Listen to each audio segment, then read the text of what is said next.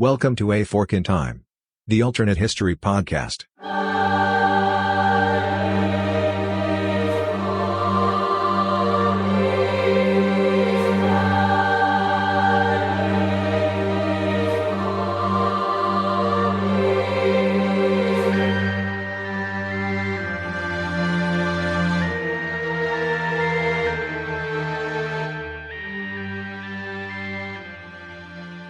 Welcome back to A Fork in Time, the alternate history podcast. Don flying solo today, and sort of a unique little episode here that sets up what I hope is going to be what we might best describe as our summer season.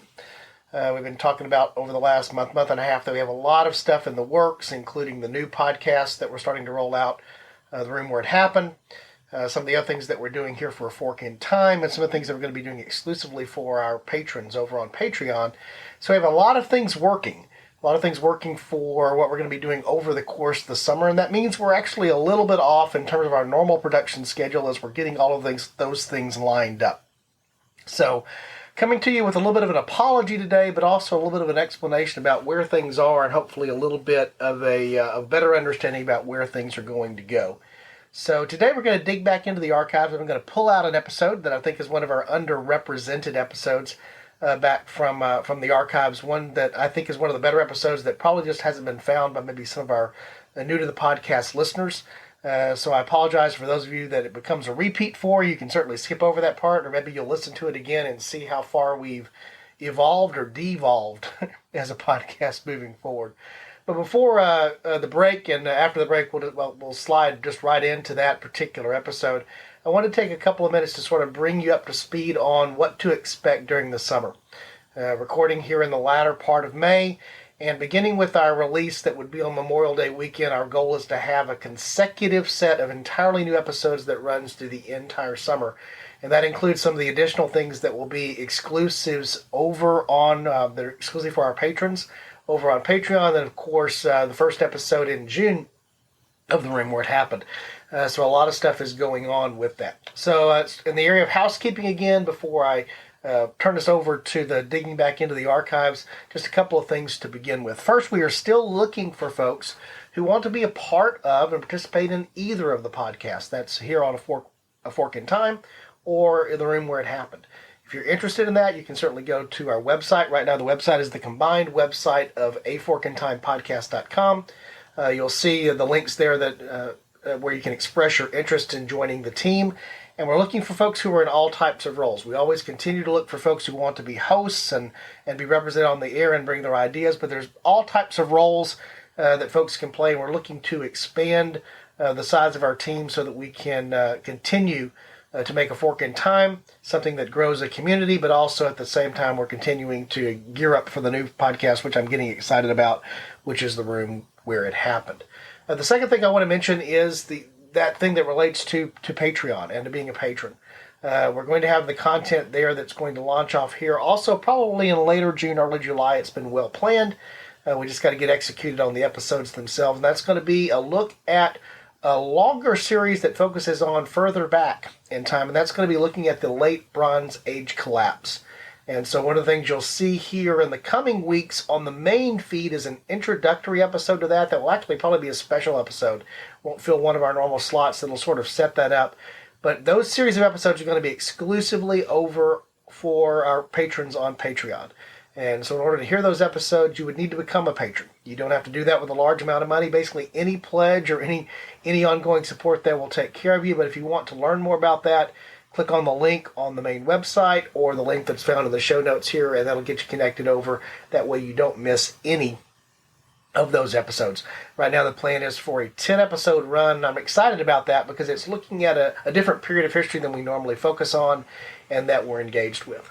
The last thing I'm going to ask again is for contributions. We have a list now of about 30 to 40 episode ideas that we've received that are in various forms of evaluation. And so that makes our job a lot easier and make sure that we provide a more diverse both timeline for when we go to and where we go to in history. So I'm going to encourage you once again, if you have not provided that type of feedback with suggestions, please do so. There's the links you'll find in the show notes here, but also at aforkintimepodcast.com. The last thing is merchandise. We have updated the logo, and through the relationship that we've set up there with TeePublic, you can get all types of logoed apparel with that. So you can find the link to that also, again, here in the show notes, but also on the website. That's just a way to show your support for the podcast. And I like the new logo, so I've recently reordered some things for me for the new logo and for Alexis as well, so I'm looking forward to seeing what those are going to look like when they actually come. And I certainly invite you to support the podcast with a mug or a travel mug or, whatever it is, a notebook cover, a cell phone cover. There's all types of options there because of the way that things are set up with TeePublic. Again, as we always do, normally at the end of the show, but I want to do on the front end here before we break for the break and then come back with the classic episode, which I'll set up here in a second, is to say thank you. I realized that this is just about at the 2-year anniversary of our first recording. So we've made it for 2 years, and we've grown an audience, we've grown a community, and we thank you for being part of that and ask you to help spread the word in any way that you can. So again, thank you to our listeners. We hope that you continue to be part of the experience here and where we're going.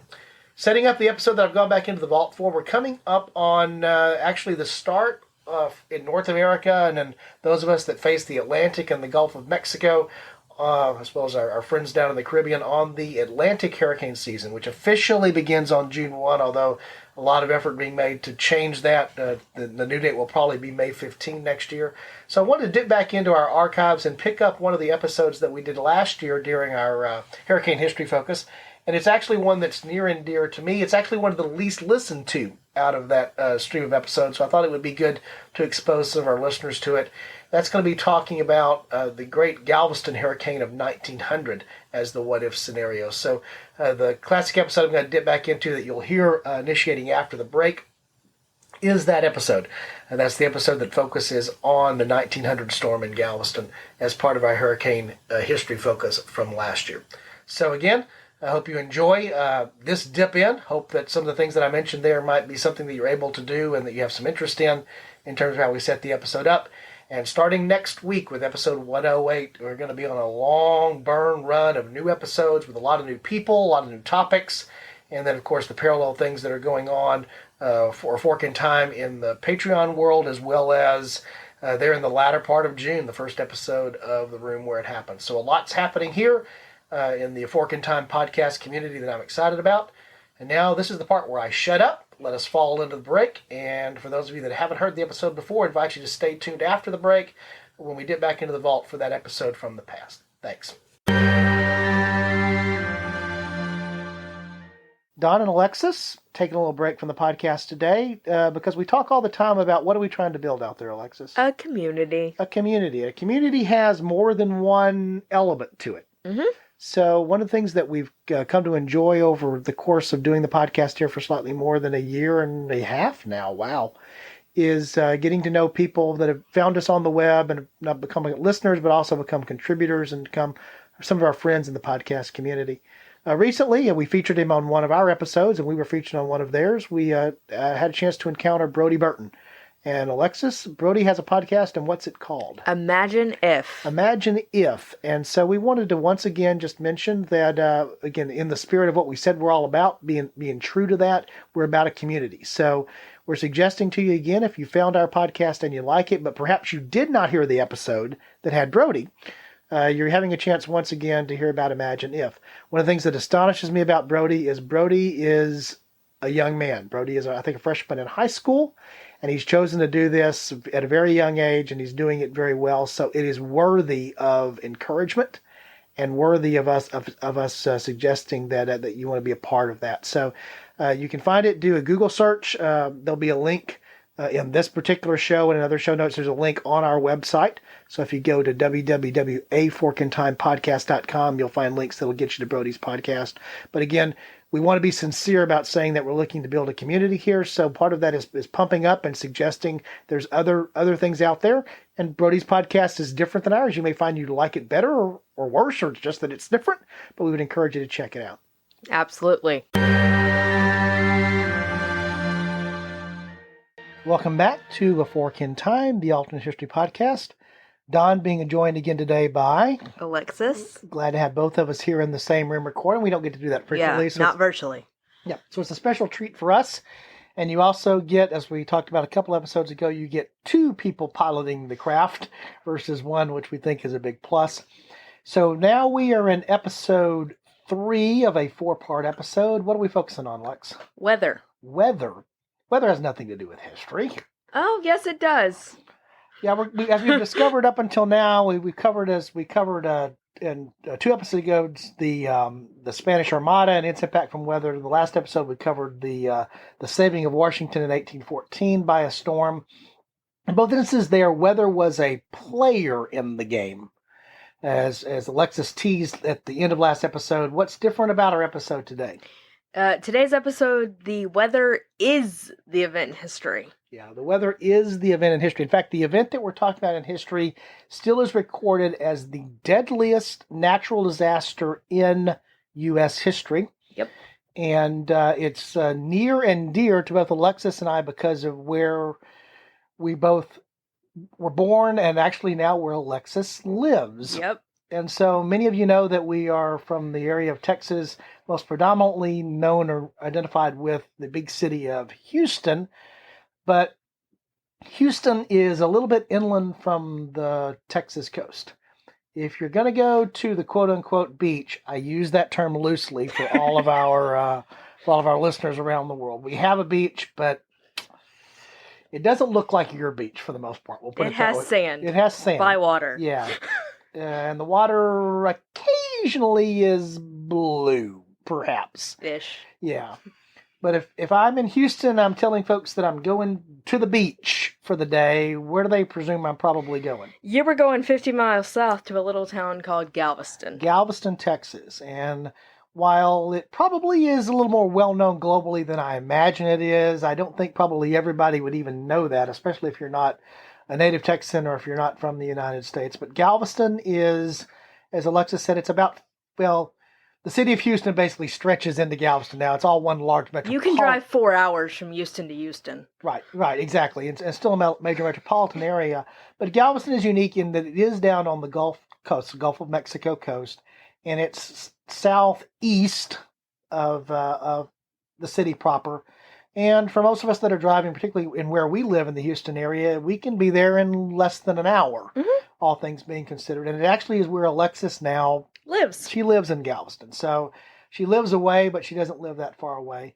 And Galveston is unique for a number of reasons, but one of the most interesting things about Galveston and its uniqueness is what, Lex?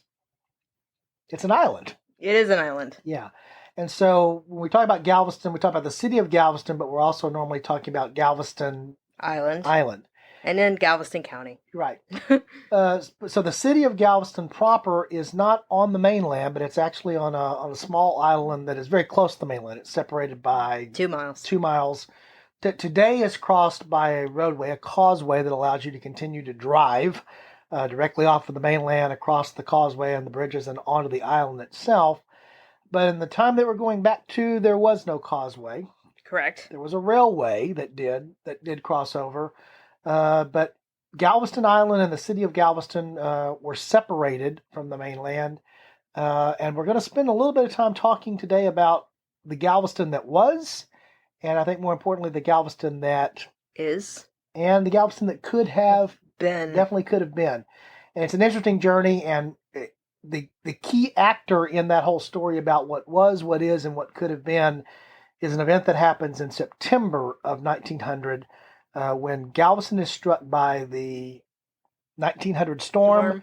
The Great Storm of Galveston is struck by a hurricane, and how that not only changed and altered the history of Galveston, it definitely did that. It altered the history of other cities, Houston and other parts of Texas, and it can be argued altered or the destiny of other things that flow out from that. So today, on our episode of A Fork in Time, we're going to focus on the historical what if there had not been the Great Galveston Hurricane of 1900. Would groceries delivered to you in as fast as 1 hour save you a trip to the store? Instacart makes that possible thanks to personal shoppers in your area who hand-select items based on your preferences from the stores you love. And shopping multiple stores is possible on a single order. Instacart picks the freshest produce and even keeps your eggs safe all while finding everything you usually buy, providing smart suggestions for new items, and even highlighting deals to help you save money. And now you get free delivery on your first order over $35. Let Instacart know we sent you and help support our show by following the link in the show notes.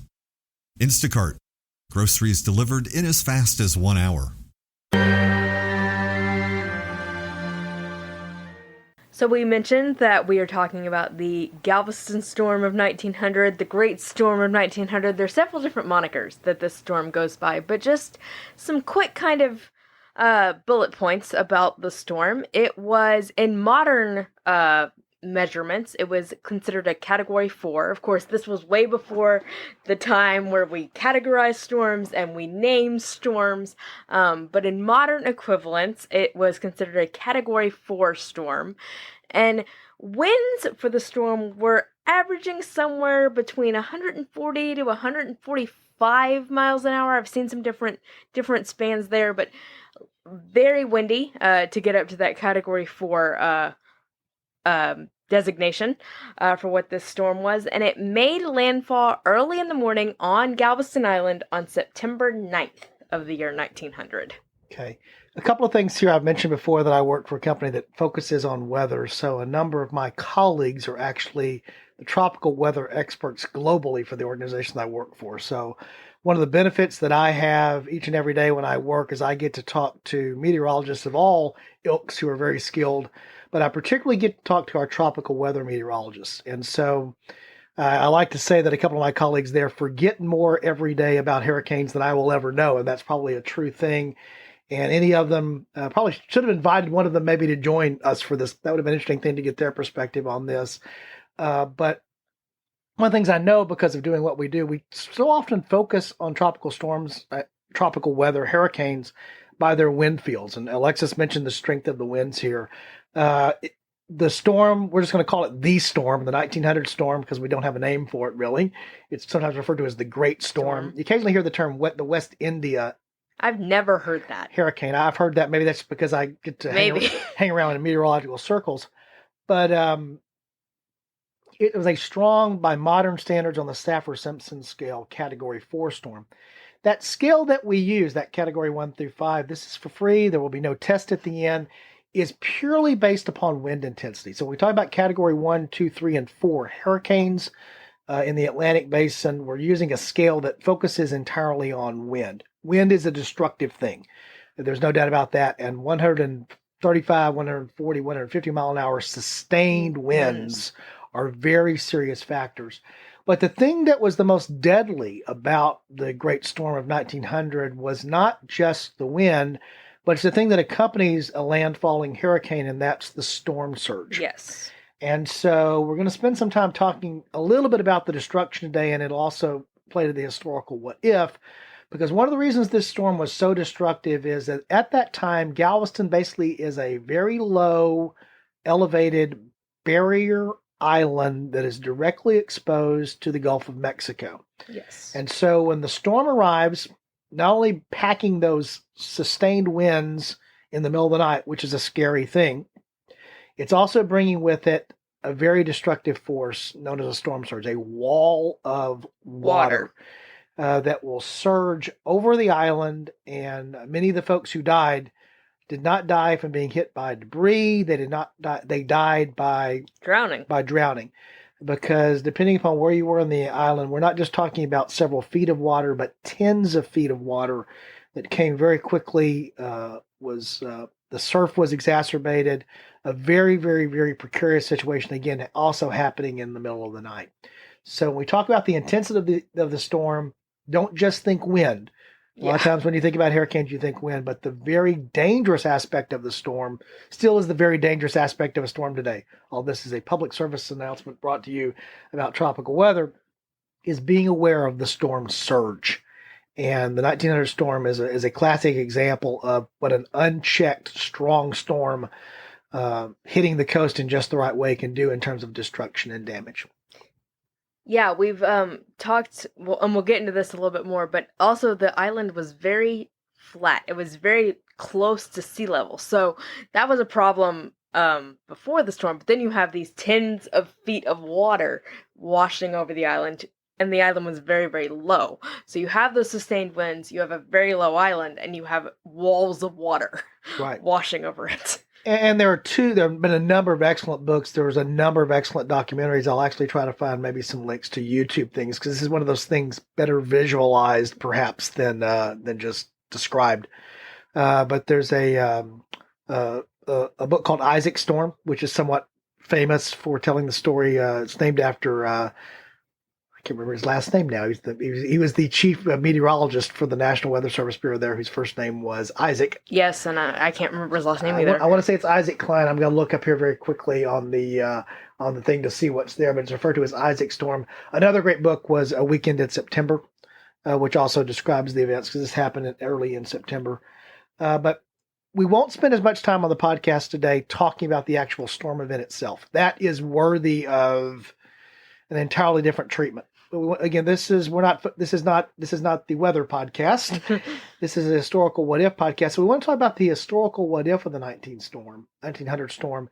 In order to put that in context, Alexis, it's important to understand what Galveston was before the storm. So, in broad terms, I know you live there now. I know you interact with the various historical agencies that are down there and what's going on. What was it like to be on Galveston Island, let's say, in late August of 1900? It was booming. This period of history right before the storm is actually called the Golden Era of Galveston. So Galveston was very influenced by investors, very influenced by trade, of course, being in its position on Galveston Bay, right close to the Gulf of Mexico. So a lot of trade was going through the city, and things like that. So it was a booming town before the storm kind of came and kind of wiped everything out. I mean, a lot of people were definitely seeing Galveston as the shining light of the future, so to speak. It was the interesting to note at that time. This is 1900, the first electrification, the first electricity, The first telephones in the state of Texas. They're not in Austin. They're not in Houston, which exists as a city, but nowhere close to what it is now. It's not in Austin, which was the capital. It's in Galveston. And in fact, if you go to Galveston today, and we would encourage you to do so, support what is our local tourism. And it's a beautiful city. If you're coming from elsewhere, again, the beaches, yeah. But there's interesting things to see that aren't the beaches there. One of the interesting things to see is along the main street through town, which is on Broadway. What do you find along Broadway in Galveston today? You find several historical mansions that actually survive this storm. We're talking about mansions. Yes. Now we're not quite talking about. Let's put this in perspective. We're not talking about like Newport. No. Rhode Island kind of mansions. That's a whole other. That's a whole other thing. We're talking about buildings that deserve the designation for that age of mansions. There's a number of them.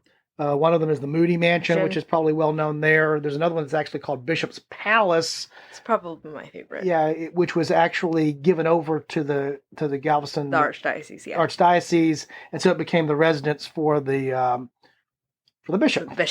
Hence Bishop Palace, but it had been a private residence before. So all up and down the main street in Galveston, which is Broadway, you would find these very large houses, yes. Yeah, and you can still tour them today. They're available now. It's one of the more interesting things to do in Galveston, Texas. And again, as Alexis mentioned, Galveston is a thriving seaport. It's a rail connection back in. There are rails that do cross over on bridges and trestles from the mainland to the island. 70% of the cotton flowing through the area is flowing out to the port of Galveston. So it's a thriving seaport. In 1900, it's beginning to rival other great seaports, and in some cases you might even argue surpassing other great seaports along the Gulf Coast. The ports of New Orleans.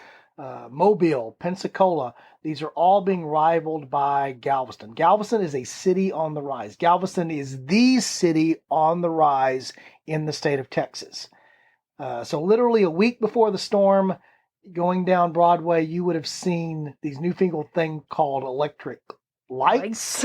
The residents there would have had these things called telephones. There was wealth. There was prosperity. Galveston was a city on the boom. Fast forward a week. Yep. What do you have? Decimation. Yeah. How many people? Roughly about, and again, there's estimates, but the number that I see cited the most is 8,000 people have passed away because of this storm. It varies. We go from around 6,000 all the way up to 12, but 8,000 is the most commonly cited number. Yeah. So much so that I happen to have a degree in political science. I remember studying the sort of Galveston model. It's what's known as the commissioner's model that flows out of the destruction. The situation was so bad, and the need for the government of the city to reorganize just to deal with the most basic functions of cleanup. This includes the removal of bodies. This includes the removal of debris, getting back, feeding and taking care of those who had survived. That essentially an entire new sort of form of government that was unique to the time here of this is the dawn of the 20th century. The commissioner form of government, this idea of government not being elected but being more functional, bureaucratic towards a purpose. The commissioner form of government, which exists actually in a lot of places inside the state of Texas today and other places, flows out of Galveston's political organization's response to the storm. The need for cleanup, debris removal, rebuilding. They basically had to reform the city's government to deal with the natural disaster. And this is in a time before there was federal aid and federal relief, although there was an outpouring of support and things that were there. But literally the population of the city, give or take, is somewhere, most estimates are around 35 to 37,000 people. So if you have, let's just use 7,000 as a broad number, somewhere around 1 out of every 5 citizens perished in the storm. It's a 20% roughly decrease mortality rate. Yep. Do we have natural disasters today with high mortality rates? Absolutely. It's hard to fathom that. And it all happened in the space of 24 to 36 hours. A lot of these were direct deaths. These were not the indirect deaths, which often happen in terms of natural disasters, although there certainly was that. So we go from Galveston being a city on the rise. It's the shining star along the Texas coast. It's the fastest growing city in Texas. We go from that to total destruction. And while Galveston exists today as a city, Galveston has a port today as a city. How would you describe Galveston relative to other cities in Texas today, Lex? Definitely not the forefront that people think of. I think you mentioned ports. I think when people think port cities in Texas, they automatically think Houston, because Houston has a port. Galveston is not the first thing that pops into anybody's mind by any stretch of the imagination. Right. And so, again, as we're now talking about, this is, of course, we are the What If podcast, not the What Did podcast. We've talked about what the city was. The historical what ifs to me of Galveston without the 1900 storm is, would the trajectory that Galveston was on had continued? And if that trajectory had continued, and the only reason it was interrupted is the arrival of this horrifically devastating hurricane, how would things have been different? The what if is, how would not just Galveston have been different, but what would have been the impact around because of Galveston being different? So when I asked that question, Alexis, you already mentioned, what's some of the first thing that pops into your head? So the first thing that pops in my head is, we've mentioned that Houston is a city at this point, but it's not the city that we know of today. It's not the city you and I were both grew up and born in. So if you have no Galveston storm, you have no Galveston being completely decimated.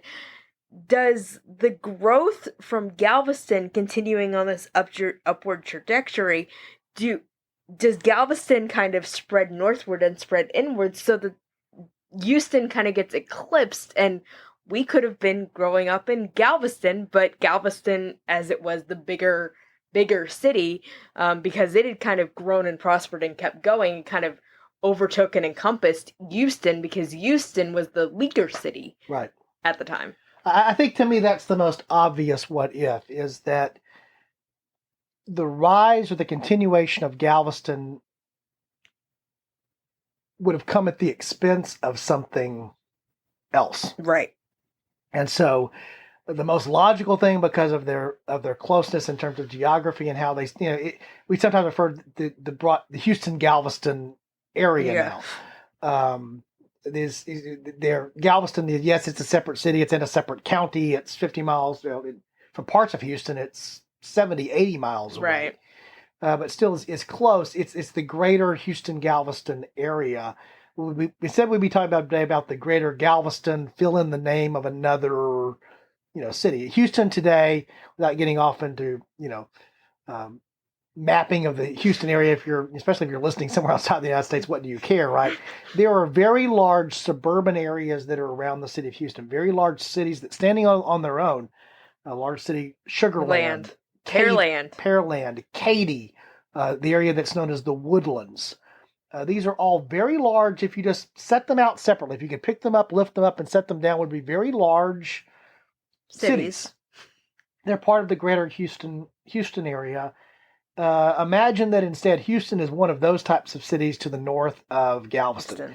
There's a city called Conroe that's about the same distance north of Houston that you might argue that Houston is north of Galveston. So would in modern terms, would Houston be Galveston's Conroe?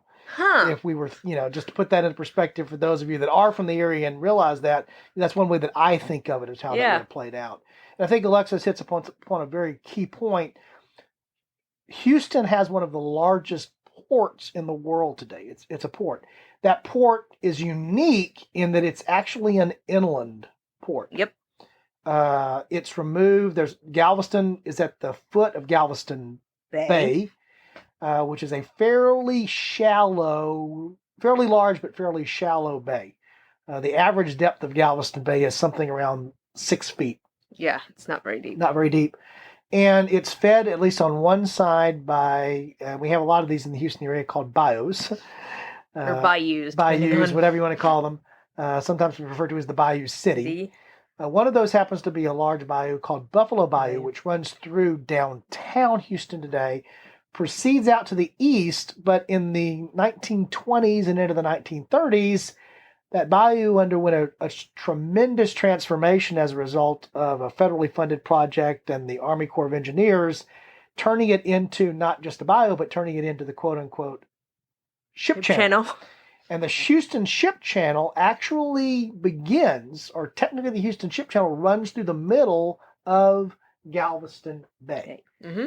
The center portion of the bay has been dredged out, and there's a narrow lane that's deep enough for large tanker traffic and container traffic that runs directly up the middle of this very shallow bay marked by buoys and markers, progresses up into the enlarged, expanded bayou, and then up to the port itself.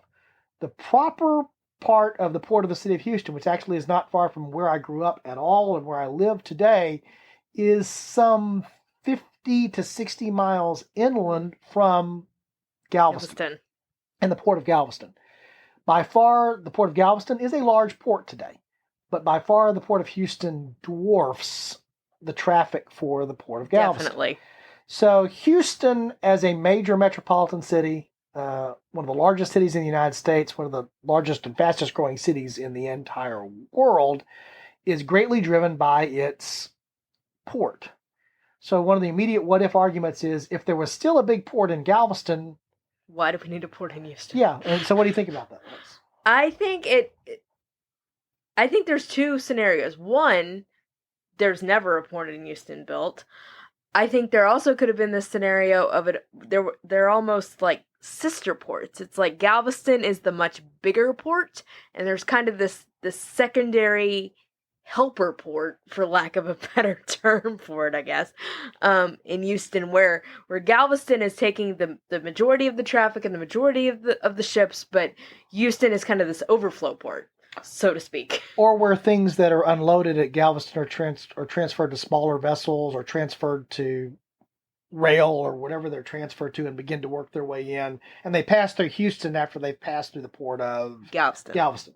I could certainly see that scenario.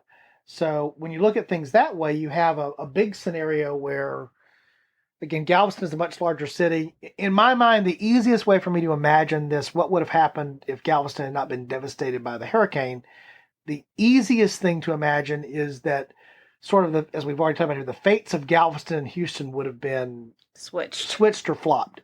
And so Houston would be this subsidiary city to Galveston in much the way that Galveston is now a subsidiary city to Houston. Would you agree with that point of view, Lex? Definitely. Okay. That, I think, is the easiest way to think that through. Now, there still may have been the desire to build this more inland section of that port. The port of Galveston may have just grown north up the bay, and then eventually, as it is now, and they may have eventually widened out the bayou into the ship channel as we know it today, especially with the rise of the petrochemical industry and the things that came after that.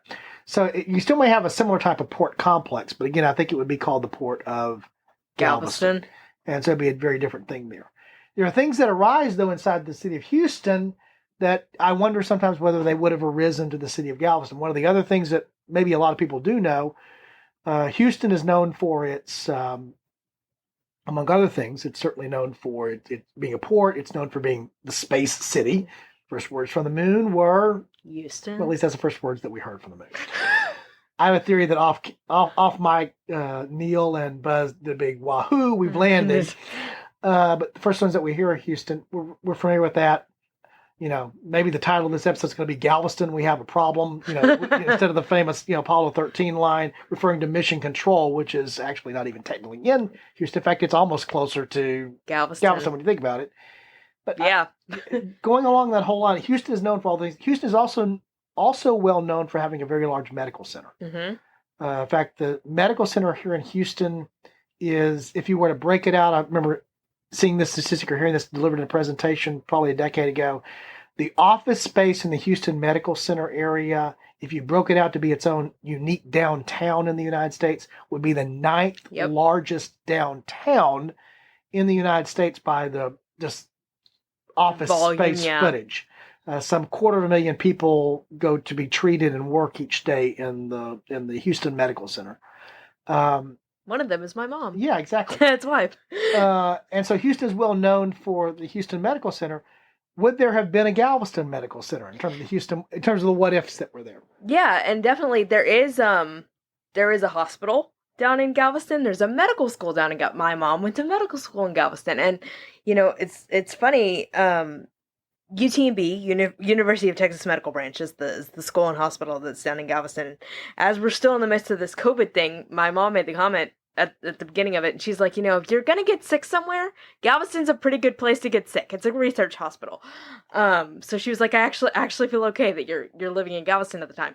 So I think that's not a far stretch of imagination to imagine that we have a Galveston Medical Center instead of a Houston Medical Center if Galveston continues this upward trajectory, because there's no storm. Right. And of course, Galveston was the fast-growing, metropolitan, sophisticated city of Texas as well. I mean, for example, if you go and tour those mansions that we talked about, we mentioned that they had electrification. We mentioned that they had telephones.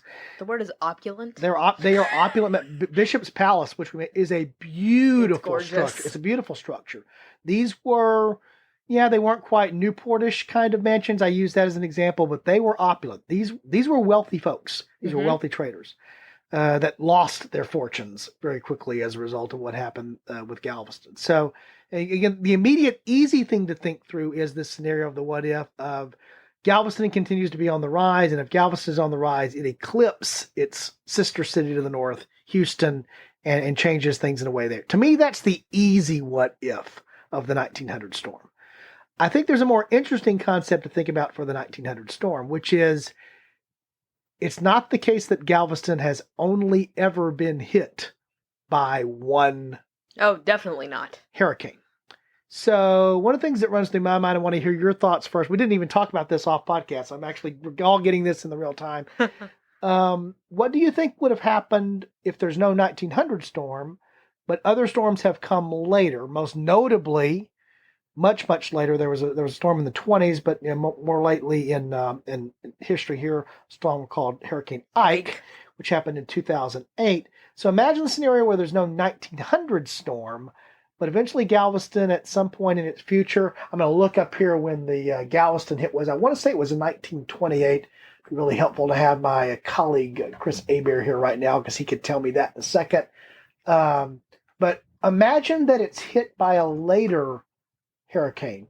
What difference do you think that makes? One of the things that struck me particularly about Ike is, and we can get into this a little bit too, so after the 1900 storm, this thing called the seawall is built, basically in an effort to raise the island up, because one of the things that was majorly affected was the storm surge. So we were raising the island up so we wouldn't be as affected by a storm surge. Even in Hurricane Ike, which was 2005, if you go into some of the buildings which are downtown Galveston on the Strand, they have plaques in the buildings that show you what the water line was for 2005, and that's after we've raised the island by 17 feet with that seawall. And when you say raise the island, what do we've raised the entire the 29-mile long island we have raised by 17 feet. And even in 2005, with Hurricane Ike, you have these plaques in downtown Galveston, which was completely decimated in 1900 and had to be rebuilt. You have these plaques showing you where the water line was. So even that shows you that even after we've raised the island significantly with the seawall, you still have this water getting in. So it's interesting to think about if they hadn't had the 1900 storm and were still kind of that low-lying island that we think about that they were before the 1900 storm. If you have a storm coming through that even had a worse storm surge, because clearly that storm surge in Ike was much worse. So if you have a storm coming through that even has a worse storm surge and worse destructive impact, would it be possible that the island would have even become almost more far gone and not able to bounce back with the worst storm surge? I think about that. I think it was 1915 when they had a storm that was of some comparable nature there. I'll sort of confirm that. I'll definitely put some notes in the show notes because I don't want to go searching for it now. Would have been I'd done that research before, but can't lay my hands on the research right now as we're recording. But I think it's an interesting point. Imagine, first of all, it was the loss of life with 37,000 residents in 1900 was a lot. Mm-hmm. Somewhere between 6,000 and 10,000. But if we settle in on the 7,000 or 8,000 number that I see most common, imagine by 1915 where the city has grown more. Yep. Substantially more. That so now it's a city maybe of a population of 50,000, approaching 100,000. More large buildings have been built.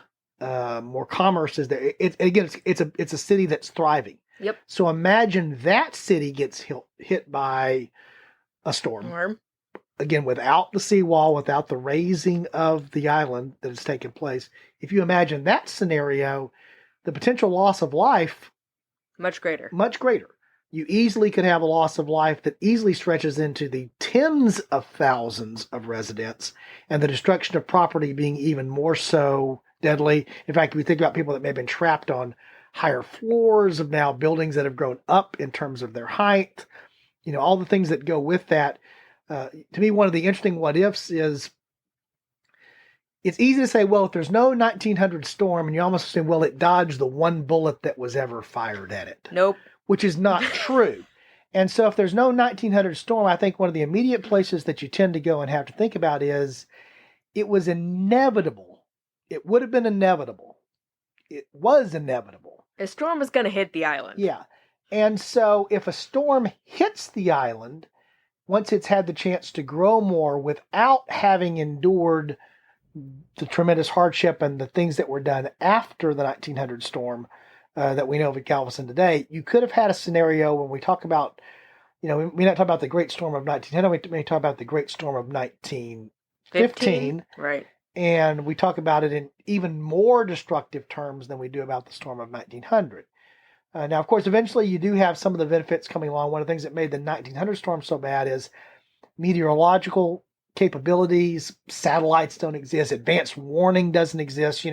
Today I'm fortunate enough to work for a company, but you don't even have to work for a company that has access to the resources that mine does to know when you're at risk for tropical weather. We have these things called satellites. We have these things called hurricane hunter planes. We have all these resources that we use so that, yes, you can't actually interesting enough, you can't have surprising events happen with tropical weather in terms of the intensity being a late-minute thing or the last-minute shift in track. But being totally surprised by a hurricane was the phenomena for many people of 1900. In fact, one of the interesting things about the books that you'll read is the failure, and his last name was Klein, of the National Weather Service person there to really, he should have seen some signs that were indicating something was going to happen. But being surprised by a storm of that intensity doesn't happen today. There were still periods of time, not quite down to today, where you could have been surprised by this. And so for me, one of the historical what-ifs is how inevitable was it that Galveston was going to ultimately take a major hit from a major devastating hurricane. As a coastal city along the Gulf Coast where it's located, it wasn't a question of a what if, it was going to be a what when.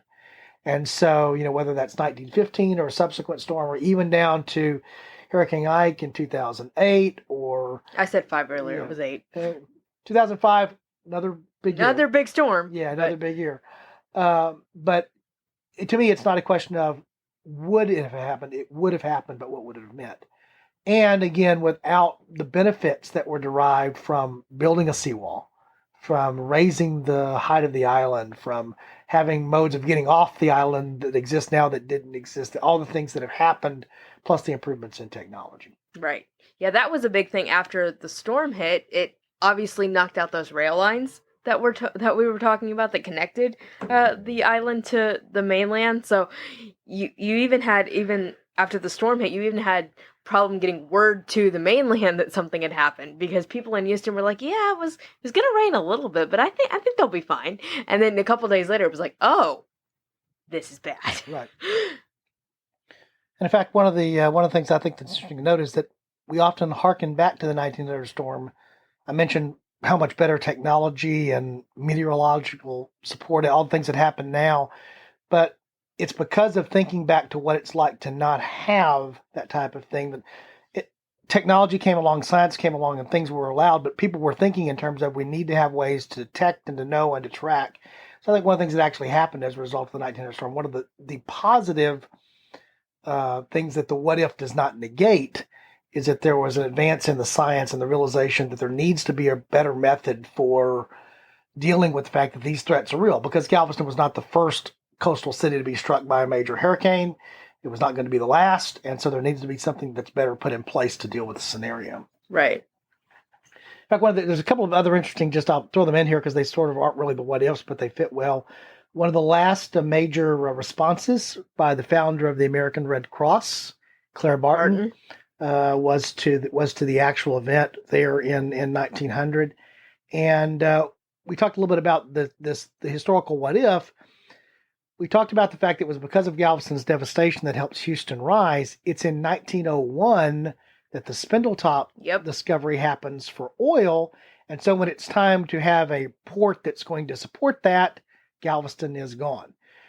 So you might argue that even if the historical what if had only been a few more years to let Galveston's port start to be energized by the elements of the early days of oil and the things that are related around oil export and production, that might have caused a different scenario in terms of it being rebuilt or coming back. But of course, once Galveston is gone, it's actually in as early as 1909 that the work begins on the Houston Ship Channel, and what happens there is such that by the time we reach the First World War, again, Galveston is existing as a city, and it's begun to rebuild. In fact, it almost has a little renaissance actually in the 1920s and beyond, but it's nowhere close to coming back to what it was before. It missed its heyday. It missed its chance after its high point, and it did that because of the storm in 1900. So I think the most obvious what if there was no 1900 storm is the one that's maybe easiest to overlook. Thousands and thousands of people lost their lives. Yes. So if we take a median-ish type number there, let's say 7,000 or 8,000 again, if you think that down, that's now what? 4 generations? Yeah, roughly. We're probably talking here, just of the descendants from those 8,000 people, we're probably talking about 50, 60, 100,000 people. I think that's conservative, yeah. Yeah, one of the things I think that it's easy to forget because we too often, the reason I wanted to mention this, too often when we on the podcast we talk about the broad macro sweeps of world history.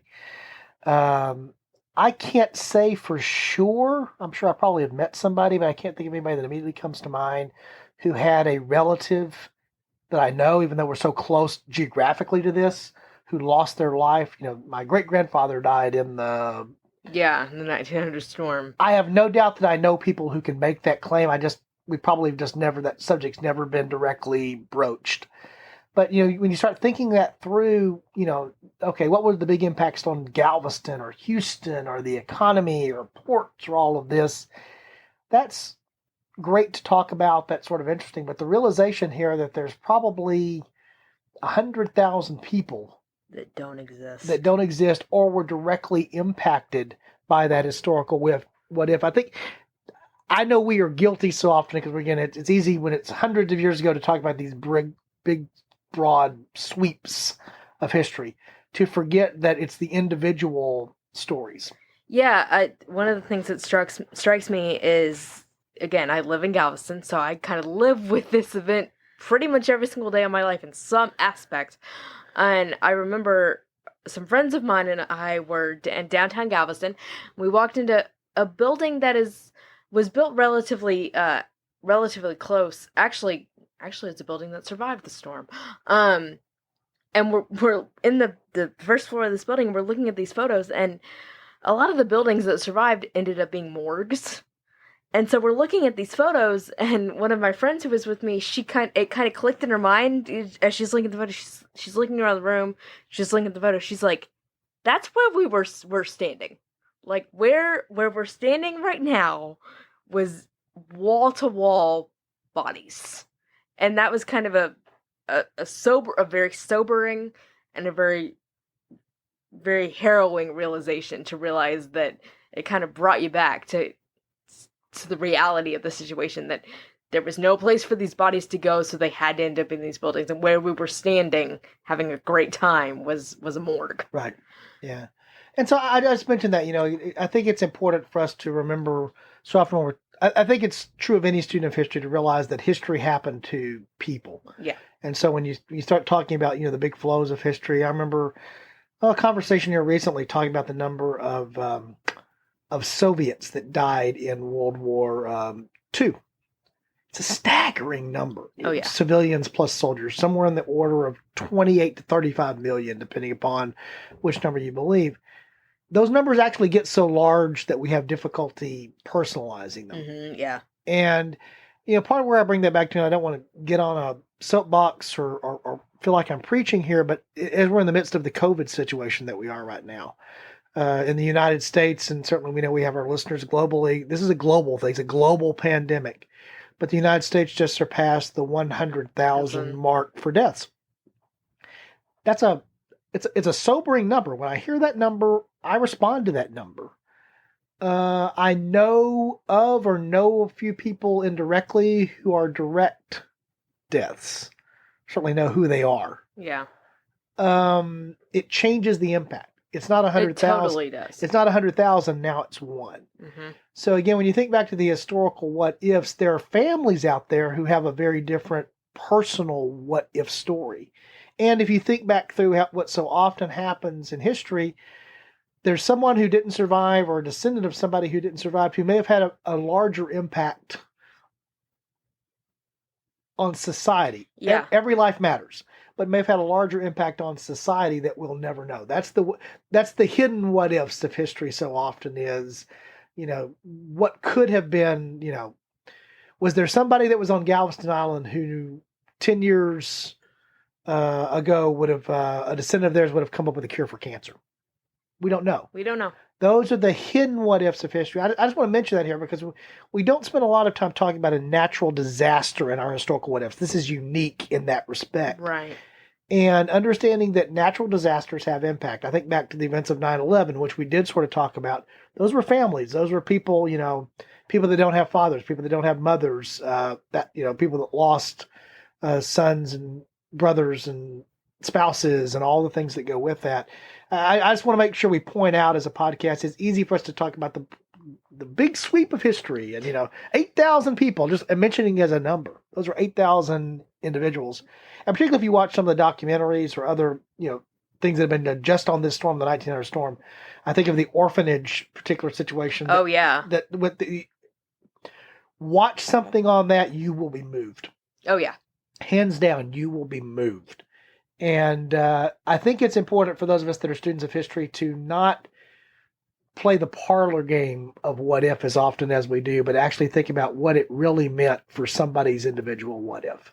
So if that feels a little preachy, I'm sorry, but I'm preaching to myself when I say that about thinking through. And we talk about historical what ifs. Don't forget the what ifs often involve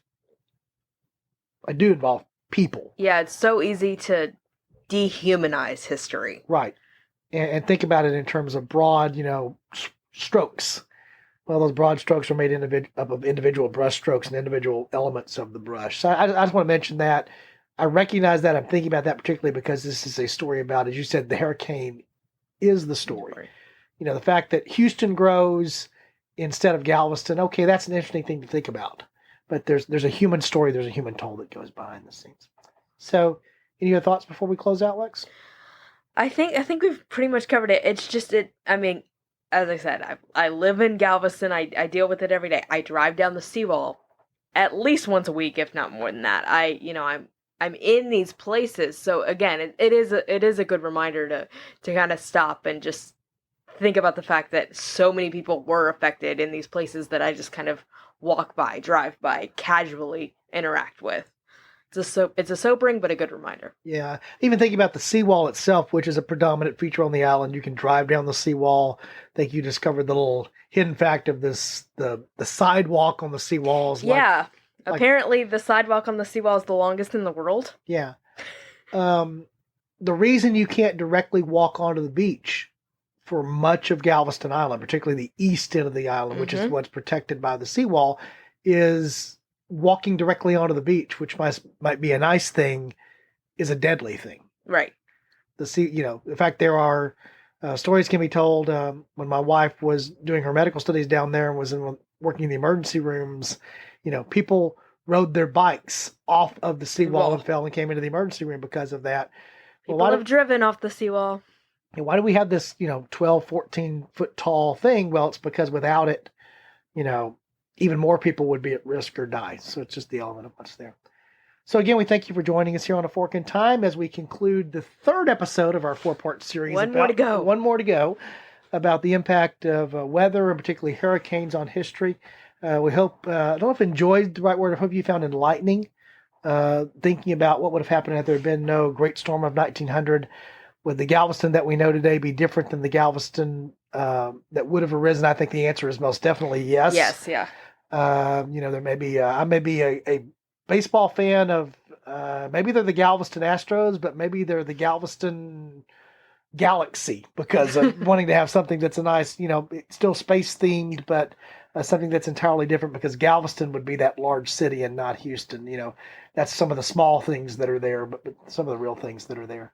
So once again, we thank you for joining us here on A Fork in Time. Again, we invite you to visit our the site for the podcast, our website, www.aforkintimepodcast.com. Share us on social media. Spread the word around. If you can support us financially, you'll find our Patreon link there. We talk about it all the time, so we're not going to do it ad nauseum today. Give us the feedback. All the things you can do there on the site. If you haven't visited, I just ask you if you're a regular listener, just once. Just go. Just let us know you're there and give us some feedback, and we sure would appreciate it. So, Lex, anything you want to say as we close out? I think so. We're obviously not going to tell you what the theme of the last episode is, but I'll give you a little clue. We're going a little further east than Galveston and not as far forward in history. Okay, so we're in 1900 now moving forward, and we're heading east, and we know it's a hurricane, so there's a clue. We know it's a hurricane. There's a clue there, so we invite you And I might have had a Freudian slip, I'm just saying. Okay, there you go. Well, you did. You actually did. I did. You left a little Easter egg in. Now that I think about it, you left a little Easter egg in the. So if you have to go back and re-listen to the whole episode, that's find it. Hey, that's on you. You should have paid more attention the first time. So once again, Alexis and I thank you for joining us today. Hope you come back next time. We do pick up the last installment in this 4-part series, which you hope you've enjoyed. And we'll look forward to seeing you then on A Fork in Time. Thanks.